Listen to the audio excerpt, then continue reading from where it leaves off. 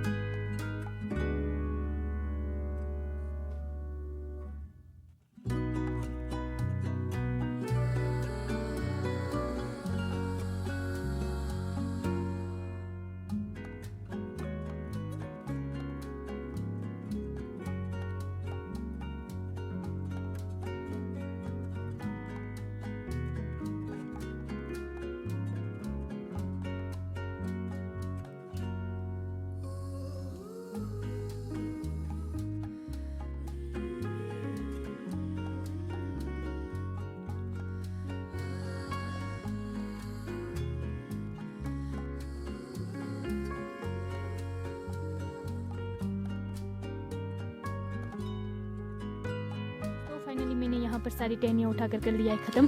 जैसे कि आपने वीडियो में देखा होगा मैंने यहाँ से टहनियाँ उठा दिया, फिर किल्टे में भर दिया क्योंकि टाइम भी अब 1 बज गया है।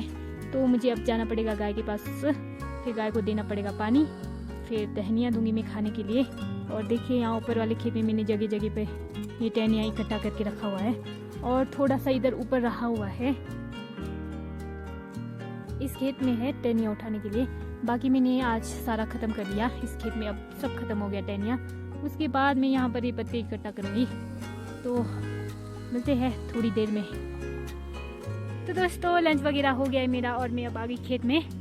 तो देखिए यहाँ पर ये पत्तियाँ इकट्ठा करने का। तो चलिए एक बार करते हैं पत्तियाँ इकट्ठा फटाफट से।